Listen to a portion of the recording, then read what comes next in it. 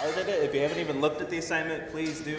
The lab last week was intended to get you a better idea of what's going on with the homework and how it'll be applied. That should give you a more clear idea of what the homework is asking you to do, and more importantly, how it will be applied to an existing game, how we're going to add that game engine to a game and be able to make it work. So the game in lab, it's a 2D game, but we're still using a 3D engine, and we'll do a few other games. We'll do some top-down games and side view games. So if we have the 3D engine built, we can implement those games using the 3D engine without having to think about how it's going to translate to 2D, which is, if you've used Unity before or you've heard of Unity, that's how Unity works. It's always a 3D engine.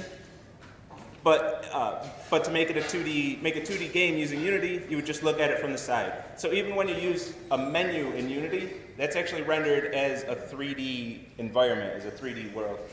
So this isn't an uncommon thing, but that's how we're going to use this game engine. So with that, let's talk about something a bit different.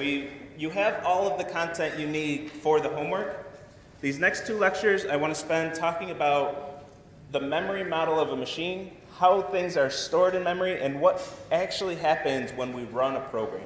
So we want to talk about all these things over the next few days to get a bit more of that what's going on in the machine, instead of how do we write code that accomplishes something, to how does that code work, what's actually happening under the hood. So that's what we want to talk about today. So let's talk about the lecture question. I always forget this slide's there.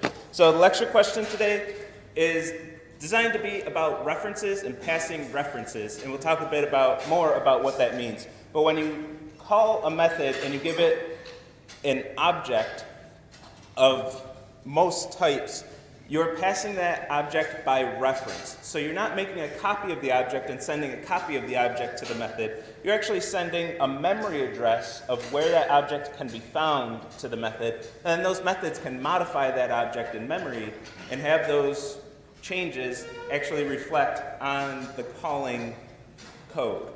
So that change is going to be reflected elsewhere in the code. We talked about this on Friday. I introduced it on Friday. You should be at least somewhat familiar with it from 115, at least on some sort of level. And today we're going to dig in a little bit deeper and explain more of what's going on here and see some visualizations of what's going on. So for the lecture question, creating two types and then passing instances of one type to the other one and having the other one work with those instances that are passed by reference to be able to accomplish what we want to accomplish here, which is two teams with offense and defense numbers. When they play against each other, who's likely to win. So let's talk about memory to see how that happens. So this is a RAM stick. When you have RAM in your machine, most of you these days probably have anywhere from 4 to 16 gigs of RAM in your machine. And it's going to look something like this inside there. If you've built PCs, you worked with computers a lot, you've seen these. If not, when we talk about how much RAM your machine has, we're talking about these sticks here. This is RAM as in random access memory, which effectively works as a giant array. So we have a giant array that are indexed with values indexed by their memory addresses in RAM, and this RAM is a 4 to 16 gigabyte sized array. Everything we do in our programs is stored on these sticks. So every value in our programs, they're all going to be stored in memory. When we say in memory, we mean RAM, random access memory. This is different than a hard drive. If we have file I/O or databases, those values are in what we call persistent storage on the hard drive, on the hard disk. The advantage of RAM is that it's significantly faster than reading from disk. Any file I/O, those are very slow operations, especially when you have moving parts like this. You need to spin the disk, find the right spot on the disk, and read it. It's a very expensive operation, as in it takes a long time. Even if you have an SSD and there's no moving parts, an SSD is still significantly slower than our RAM sticks. Ideally, we'd have all of our memory, all of our hard drive built with RAM. Actually, that doesn't really make sense. But it is much more expensive The problem with that is RAM is volatile memory. It's made to erase every time we restart the machine. Maybe that wouldn't make much sense. But we would like to have faster hard drives. Problem is, to get memory that's that fast costs us money. It's a lot more expensive. Your 16 gigs of RAM probably costs around the same or even more than a terabyte of hard drive. It's going to be expensive to get the RAM. But we get speed for that. And that really makes our programs really usable. If everything was on disk, we'd be going back quite a few years in speed. So your memory, all of your RAM, is managed by your operating system. So when you fire up your machine, your operating system boots up. It's going to take all of the RAM that you have available, and it's going to manage that RAM for you, aside from a few sectors of RAM that are going to be controlled by BIOS and starting up your OS and stuff like that. But for the most part, your OS is controlling memory. And when we start a program, when we run a program, our program first, or rather the JVM in the case of Scala, the JVM will talk to the operating system and negotiate a bit. They'll say, hey, my user wants to run this program. Can I have some memory for that? And the operating system is going to allocate a block of memory, take a chunk of memory, and say, yeah, you can use this memory for that program. You're allowed to use this temporarily for the execution of that program. And we're going to get some random chunk of memory. Well, I say random to us, but the OS knows what it's doing. But we're going to get some chunk of memory, and when memory is just, I think I wanted these numbers to go up, not down. When you get a chunk of memory, you're going to get some arbitrary, again to us, chunk of RAM.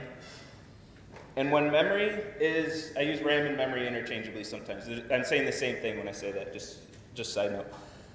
I'm getting a chunk of that array. So when we think of memory as one giant array, I'm getting some range of indices in that array.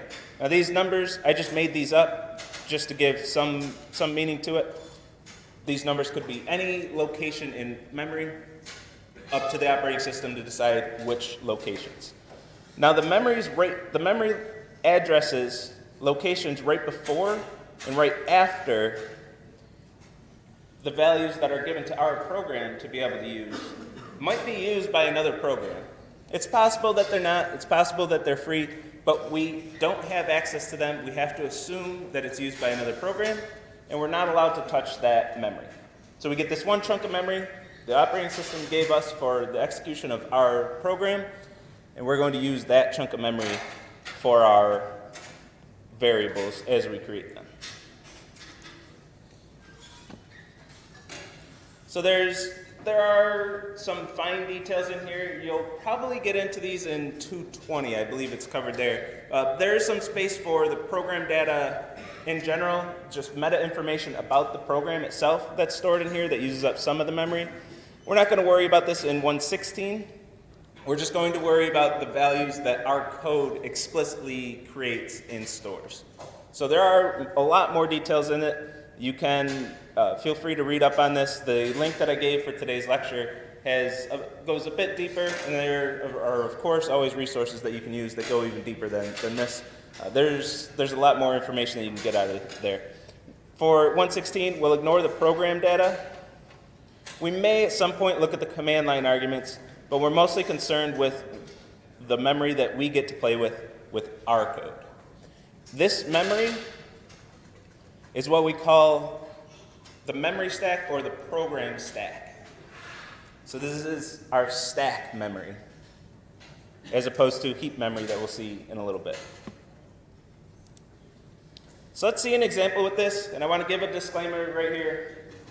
A lot of languages treat memory a little bit differently. Some things are going to be similar, some things will be different. So I want to give kind of a generic example. This is language independent. I kind of used Python syntax here, but I used C-style loops. I'm mixing languages a bit. This is meant to be pseudocode. It's language independent. It's not going to compile or interpret in any language that I know of. Maybe, I think it's accidentally JavaScript, but JavaScript will compile anything. It'll always try. So we're going to look through this code and see what happens in the stack when we run this code. independent of language. So every language, every version of each language, every version of the JVM, they're all going to handle memory a little bit different. We're not going to get caught up in those details.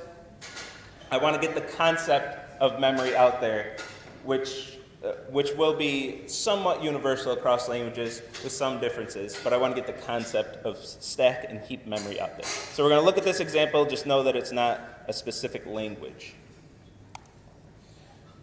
So when we start our program, first thing that happens, we're going to go to the operating system, say, I'm running a program. I'm going to need some memory to be able to run this program. I'm going to create variables. I'm going to store values. I'm going to change those values. I'm going to call functions and methods. I'm going to need some memory to be able to do that. Operating system says, yep, here you go. Then our program will get the values at the bottom that we're not worrying about in this class. And then our command line arguments are going to be the first thing to go on the stack. So we haven't played with this in 1.15. I don't believe I have any examples of using these in 1.16 either. We'll go over to GUIs instead of command line.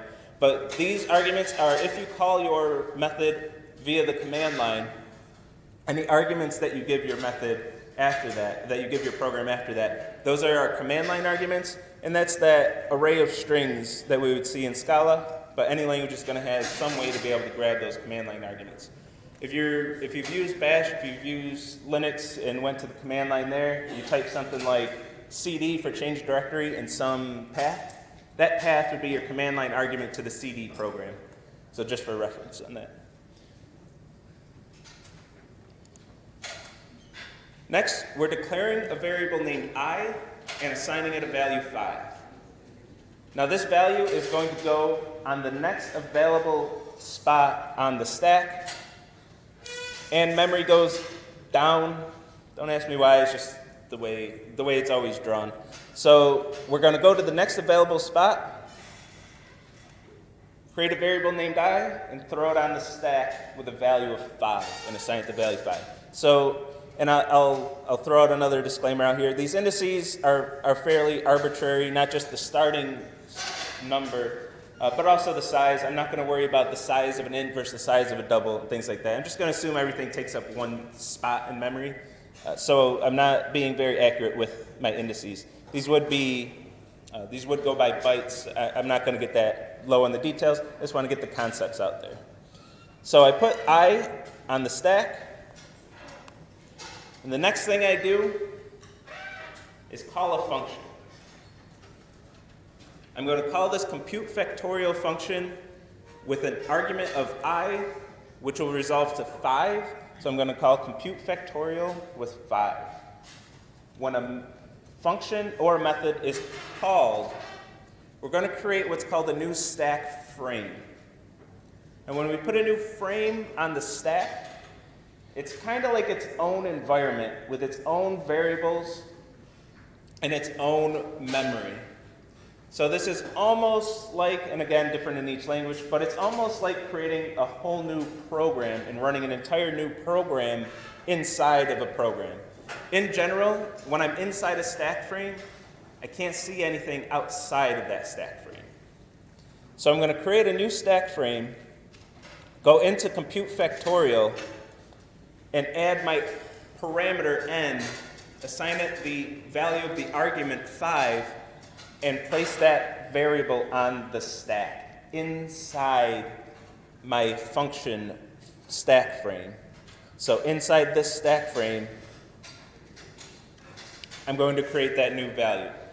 Now, since we're inside this function call, I can no longer access my command line arguments, and I can no longer access this variable I.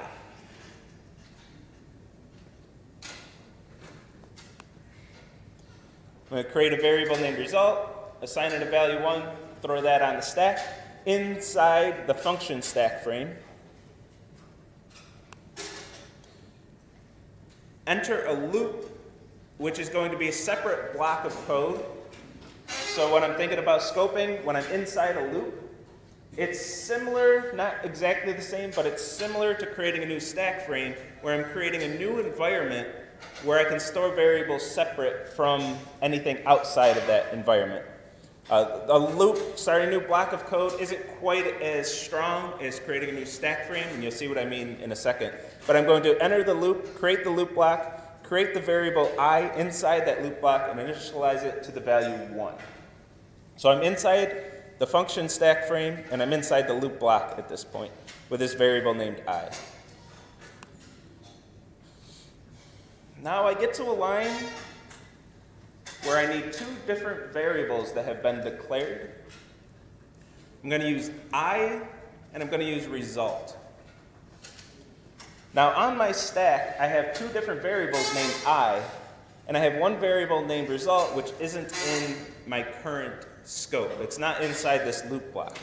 So when the interpreter or compiler is looking for which variables these variable names reference, it's going to look through the hierarchy. It's going to start inside the loop block where we're currently executing and look for a variable of the appropriate name inside that block. If it doesn't find it, it's going to go up to the stack frame and look for a variable in the stack frame. So when it's looking for I, it's going to find it in the loop block and use that I. That's going to be the value of I that's used. When it's looking for a result, it's not going to find it in the loop block, but it will find it in the stack frame. Find this variable named result with the value 1, and it's going to multiply that by 1 in this case, so not change it at all, but it's going to access that variable. Now I have this other variable named I inside of main. Since that's outside of the stack frame, I don't have any worries about accidentally changing that variable out there. So this I is not accessible from inside the stack frame. So even though I'm reusing this variable named I, it's not affecting this I out here, which I assume, I hope most of you know intuitively that those are going to be different I's, or just name all your variables different things for extra clarity.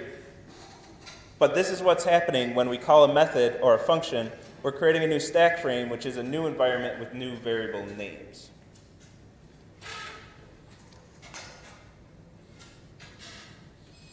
As I iterate through this loop, I'm going to keep doing that same thing. I'm incrementing I, again, the I inside the loop block. I'm going to multiply result by I and reassign it, and keep going through this loop until the conditional is false.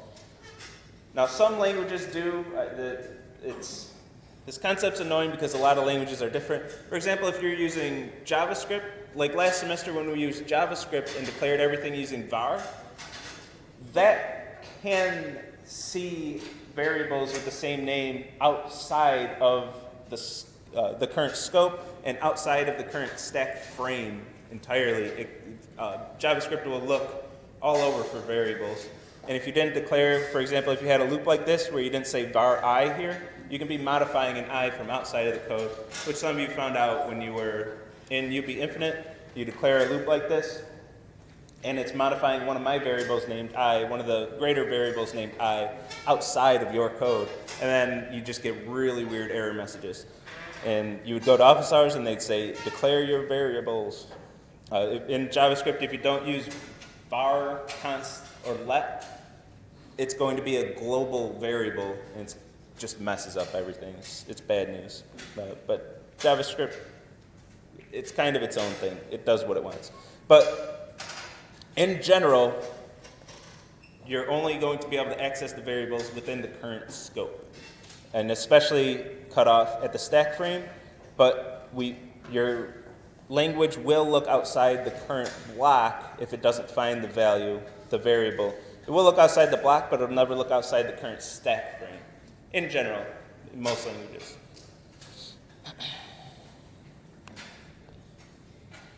So we get to the end of the loop.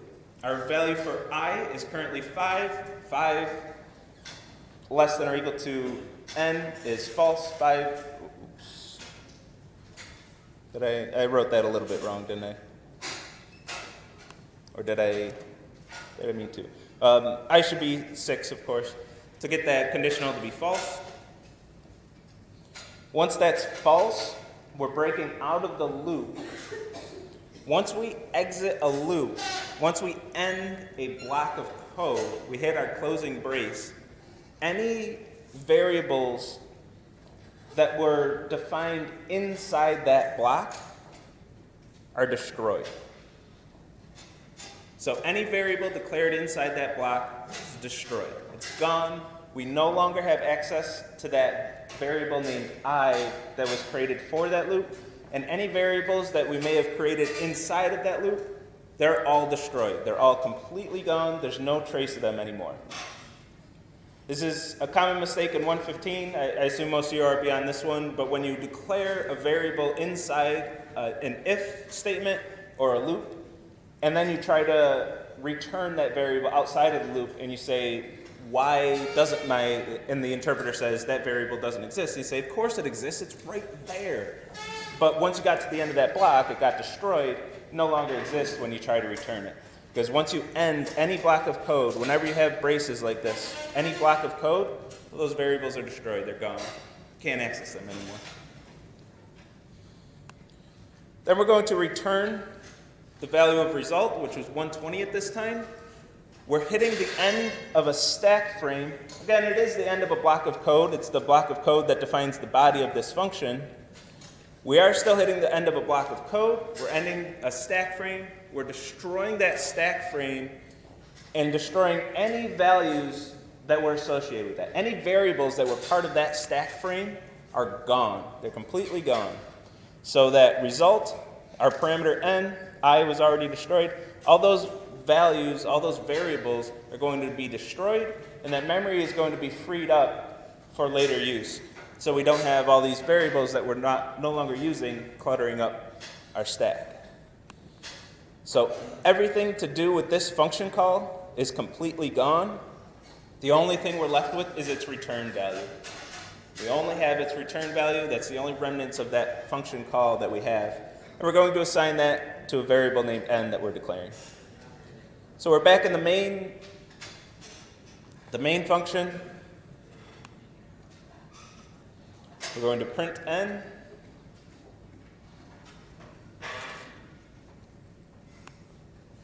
And end our program. We're at the end of another block, but we're at the end of the block of our main method. Once we hit the end of that block of code for our main method, and we're ending the main stack frame, we're going to give that memory back to our operating system, and there's no memory left of that program execution. We free that memory back up to the OS, and our OS is going to give that to the next program that wants to run, or the next program that wants to use more memory, whatever be the case. That memory is no longer ours. We're giving it back to the OS, and all of our variables are completely gone. Any questions so far? Yo.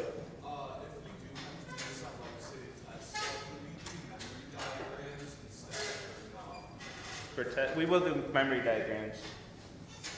So the stack and heap stuff that we're going to see, the stack that we just saw in the heap that we're seeing, we'll see more of this on Wednesday. We will have some of the quizzes in class, like next Wednesday's quiz. I'm going to ask you to draw out memory diagrams. You still have to do your unit test if I heard you right on that. Right. Oh, never mind. I might have heard you wrong. But yeah, you'll have to draw out these memory diagrams. Any other questions? Yeah. Yes, so the amount of memory that's given by the operating system, what's that determined by the compiler? It's determined by your runtime environment. So for Scala, it would be the JVM. The JVM is going to ask your operating system for a certain amount of memory. This is a command line argument in the JVM. You can go through the settings in IntelliJ and change the size of the stack that it asks for. So you can have it. You can manually tell the JVM to ask your operating system for additional memory at startup, but that has to be defined at startup. The stack has to be a continuous block of memory. So you can. So if you know you're going to use a lot of stack space, you can ask for more. If you know you're going to need a lot of heap space, you can ask for more. Then it's up to the OS to say yes or no.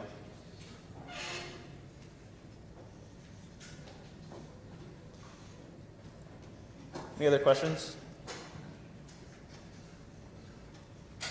Talk about the heap. So that's all fine and good, but what if our data needs to change size, or what if we have custom types that, what if we need, in general, what if we need our memory to be more dynamic? So here's a quick example. We have a stack with a list of ints, again, language independent. We'll talk at length about how lists are implemented in Scala, which wouldn't work like this. But just in general, what if I have these values that I'm creating? I have my I and my N already on the stack, but in between declaring those two, I declared a list. And after N is defined, I want to add a value to this list. Well, the list doesn't have access to the next place in memory. It would have to put that here and then link to that. It could get messy if this is on the stack. So for cases like this, and for any custom object and most objects, we're going to use the memory heap. So we have the memory stack and the memory heap as two different ways of storing data during the execution of our program. So now with the heap, we're going to ask the operating system for some other spot in memory while the program is running. So the stack, we ask for it once when our program starts up. We get a chunk of memory, and that chunk of memory is fixed. We get that much memory, and that's it for the entire run of our program. But we can ask for more heap space. Whenever we need heap space, we're going to ask our operating system to allocate some space, which could be anywhere else in RAM.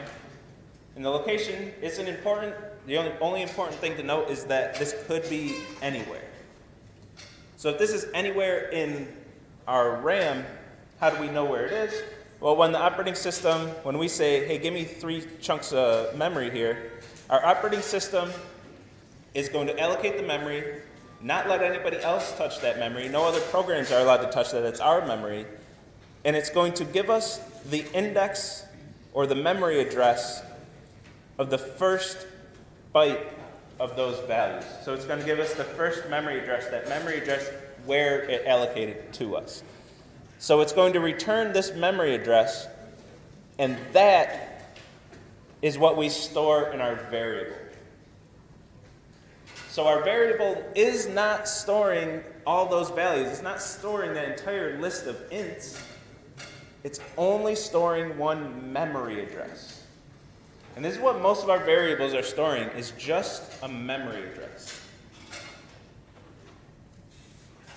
And we call that a reference. So data stores a reference to the list of ints that's somewhere in heap space. Most objects, this is where I'll get a little language dependent, because in the end we want to talk about Scala, we want to draw memory diagrams for Scala, just to keep things, keep it semi-simple, instead of keeping everything in general. But in Scala, let me back up one bit. In Java, every object is in the heap, at least, barring some certain compiler optimizations that may exist, which again we'll ignore when we're drawing our diagrams. But usually every object is stored in the heap. In Scala, absolutely everything is an object, but not absolutely everything is stored in the heap in Scala. The objects that have primitive, did I delete that? That have primitive values in Java. So if you're familiar with Java's primitive values, it's the same types. This is int, double, boolean, char, byte, long, float, and I think a couple others that I'm missing. But any values that have primitive values in Java. So anything, these are the ones we'll use in this class. I think byte comes up later in the course. But int, double, boolean, char, these are going to be on the stack, and everything else is on the heap. Everything else is going to be on the heap, which means everything else is passed by reference, and this includes every single class that you write. Every single type that you define is going to go on the heap, and it will be passed by reference. That's the big important thing that we want to know. So aside from some of these basic values, everything else is going to be on the heap.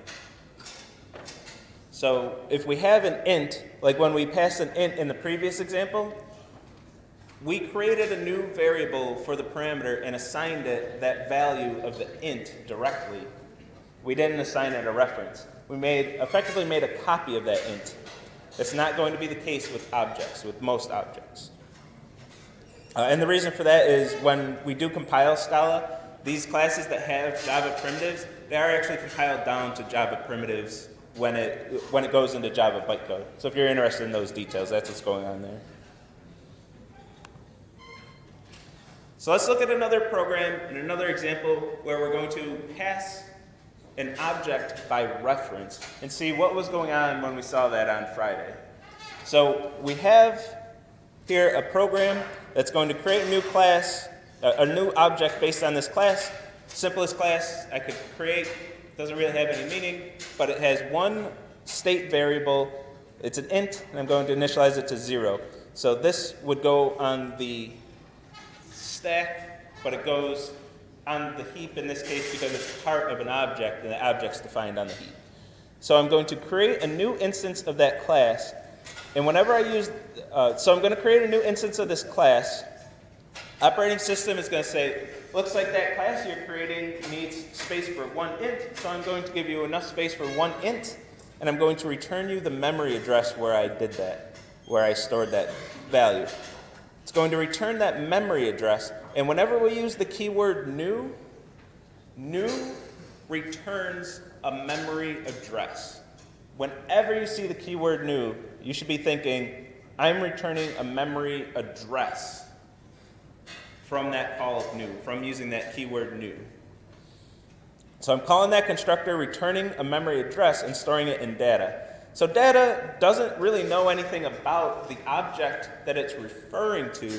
It only knows this memory address. So when I access data, it goes to this memory address, hops over here in the heap, and then can access that state variable on the heap.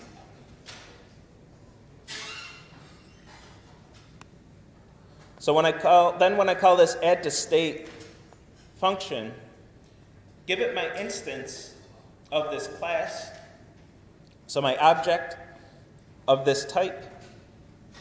I'm going to pass it, and I said, to be a little more nuanced, I said this was passed by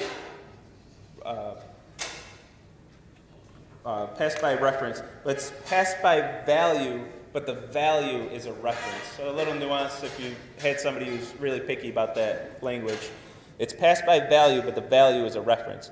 So I'm creating a variable, I'm declaring a variable of input, putting it in the stack frame of my method call, and assigning it the value of the argument. But data only stores a reference, so it's the reference that's copied. The value of the reference is copied, but that reference is what's copied, not the entire object, just the reference. So now inside my function, when I say input.stateVar, the dot operator here means go to the spot in memory that you refer to and access its variable named stateVar. So it's going to take this value in memory, hop over there, find a variable named stateVar, and increment that by 1. This function doesn't return anything. Get rid of that stack frame. But when I print the stateVar, well, of course it's incremented by 1 because I passed a reference. I gave add to state a memory address. It went to that location in memory and made a change to my object that I'm still referring to. So I still have that same memory address. When I go to that memory address, access its stateVar, well, that stateVar is incremented by 1 now because that method went to that spot in the heap and made a change to that spot in heap memory. So that change is reflected in the main function, even though add to state didn't return anything. It's still changing my object that I gave it because I passed a reference to that function.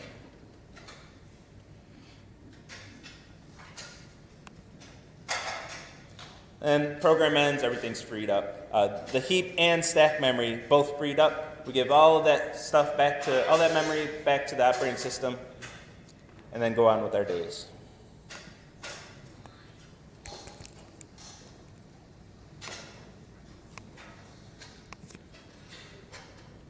So I want to show how this actually works. You don't have to just take my word for it from the slides. We are going to shift to Scala specific now, but Scala follows pretty well what the idea, the theory, the concept behind stack and heap are. So let's look at this program, and I'm going to show you something quite magical, if I do say. The debugger. This is going to be your absolute best friend when you're working on your programs. I highly, strongly recommend, and I will tell you in office hours, to use this thing. Use this, it's going to help significantly. This is one of the things that once I discovered the debugger existed, it increased my productivity by a ridiculous amount. It's very easy to find bugs this way when you have bugs. So what I'm going to do is set what's called a breakpoint by clicking right in the gutter here of my editor. That's going to set a breakpoint. That red circle means when you're running this in debug mode, the program's going to stop right there and show you what's going on with the program.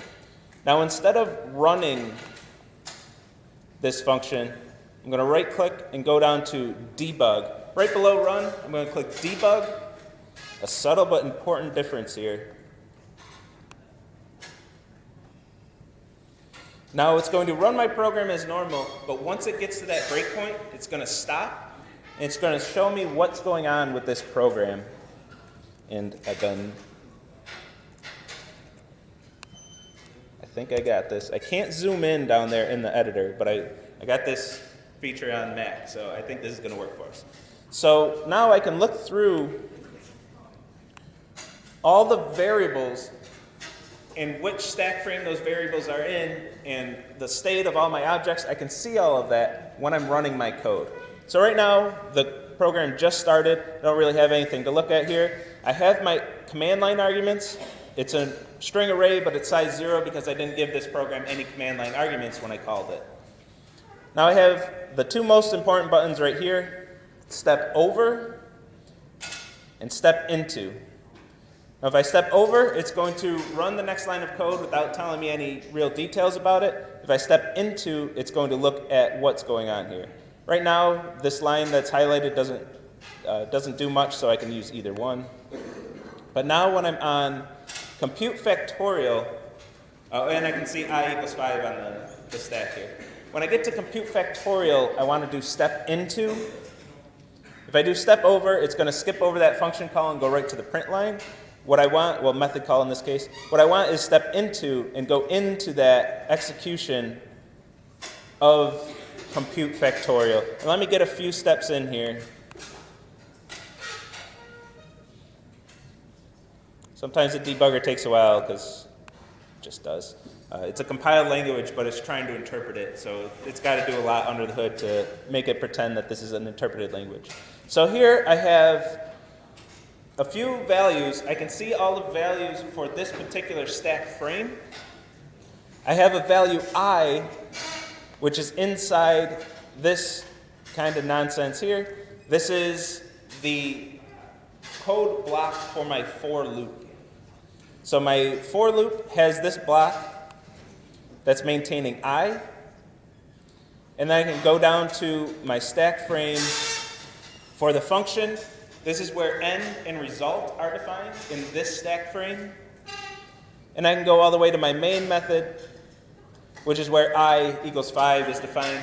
N is not declared yet. It'll be declared when this function returns. And I can step through and watch these variables change as I'm walking through my program. I can see that I disappeared. That code block for the loop is gone.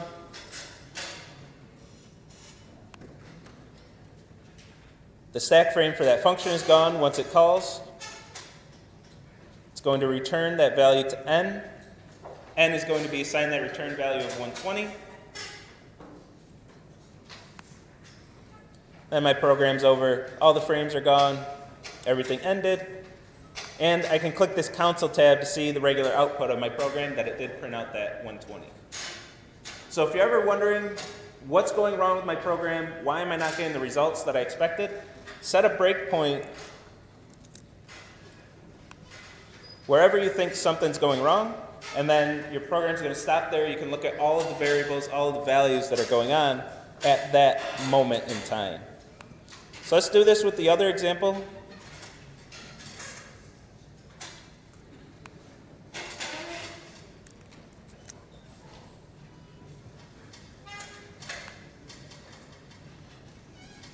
Let me get a few steps in. So first, I can see my constructor call. It's going into my constructor to call that. Add to state. And right here, I want to pause for a second. So inside the stack frame for this function call, method call in this case, inside this method call, I have this value input, the value of my parameter, which is only storing a reference. And I can see right here, this is class with state at 587. Now, in the JVM, this doesn't directly relate to a memory address, but effectively we can think of it as a memory address, as that's its location in memory. This 587, if I go to my main stack frame, my data variable, it's also a type class with state at 587. It's the same reference, it's the same variable. The state is 0, but as soon as I call this line, it returns at the same time. I can see in main, the state was incremented, even though it was incremented inside that other stack frame. Since it went to that location in memory and made the change, I can see that change in my main method as well. And it prints to the screen, and that's the end of the program. Oh, didn't want to print to the screen though. There it goes.